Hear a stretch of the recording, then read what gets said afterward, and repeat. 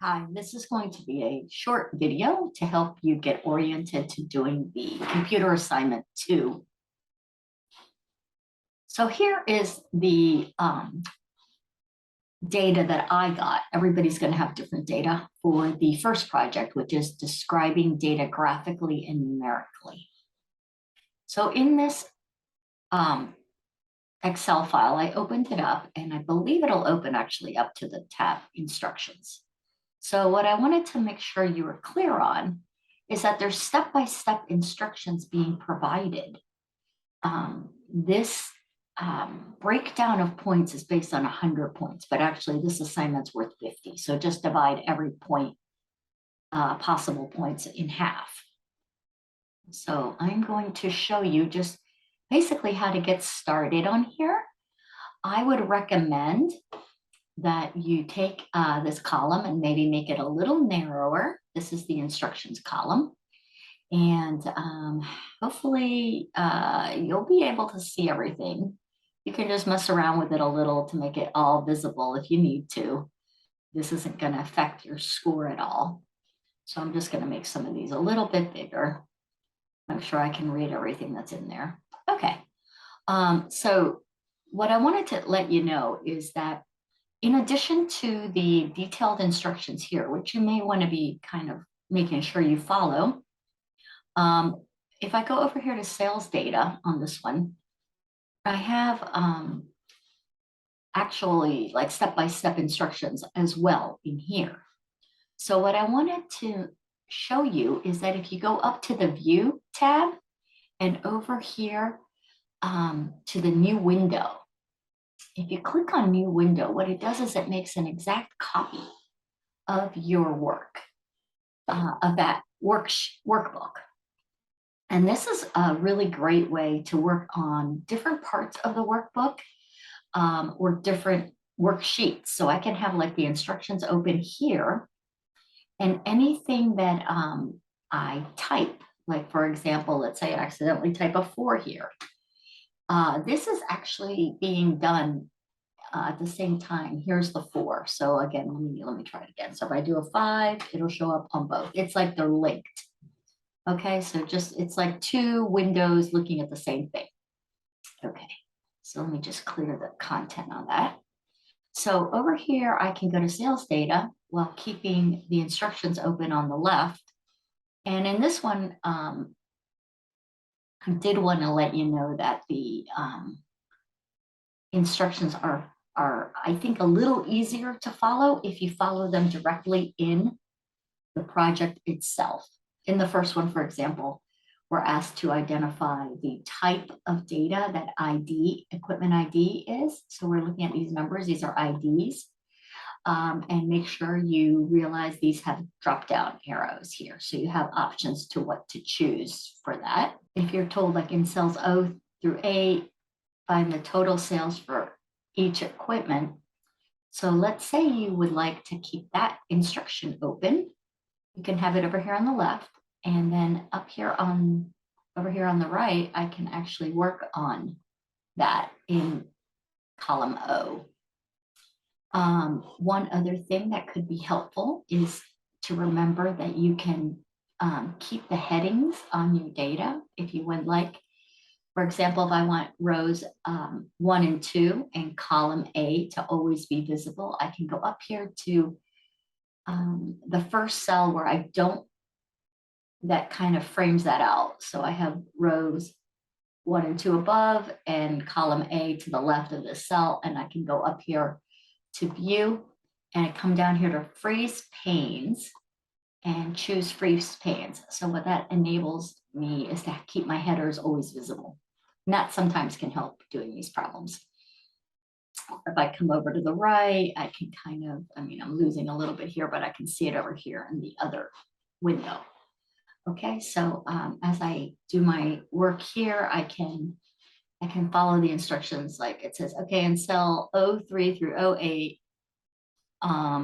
in the table above, find the total sales for each equipment. So in here, in this total cell, I want to find the total sales throughout the year for, this one's for balls. So I'll let you determine the formula for that. one thing I wanted to tell you in instruction number 7, it says to insert spark lines. So when you come in here to insert spark lines, we're going to come up here to insert, and under spark lines, there's going to be line or column or win loss. We want to use the line one. And this will talk you through what to do for inserting a trend line here. So let's say I want to find the minimum. So let's say I say this is I want to find the minimum. And I want to put that here, but I can work over here on the right-hand side. So this says I want to find the minimum in my sales per month. And I still don't have those actually in my data set because I'm just jumping ahead, but assume I have the minimum here. And notice I selected them on the version of the worksheet on the right, which is another part of the same worksheet, but it enables, by breaking it up like this, I can actually see what I'm doing more easily. So I'll put that in. Nothing's in here yet, so nothing's going to show up yet. So I'm going to pause the recording and put some numbers in here. Okay, so assume I found the minimum sales per month in 2017 and the maximum sales per month. What I wanted to explain to you is instruction number 14 is telling us to find the range of sales. So this is, I'm going to actually tell you how to do this one. So this one, but I want to make sure you're clear that you have to use cell references. I cannot just plug these two numbers in my calculator and get the range. What I need to do is actually point to them. So I'll point with an equal sign to the first, the bigger at the maximum, minus, and then I point using my cursor arrow keys to cell D21, which has the minimum. So now I've created this formula, and that's what I want to include for the range.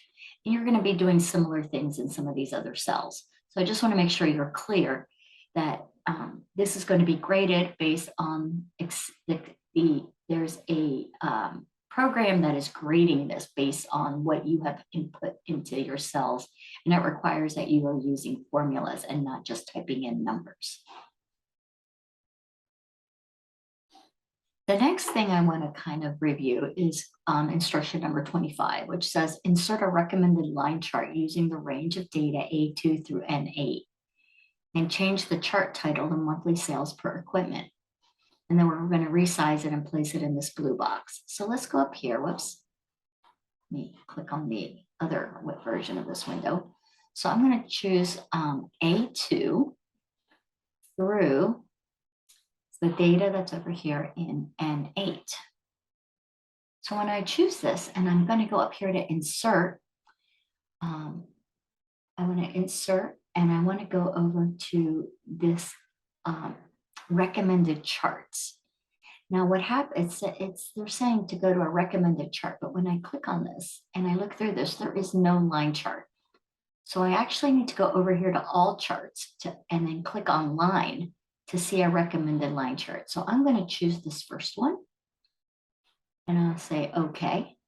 And now it threw in this line chart here. So what I need to do with this line chart is move it. So I'm going to just drag it down.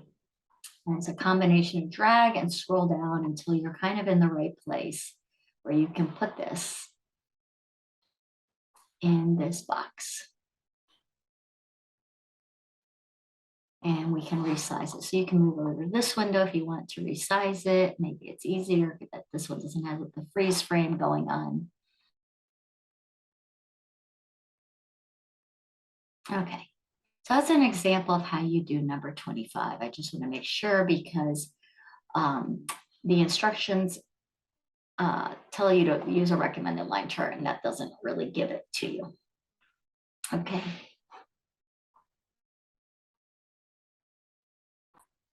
Okay, so that's all the little intro guideline I want to do for computer assignment 2, but feel free to come and ask me if you have more questions.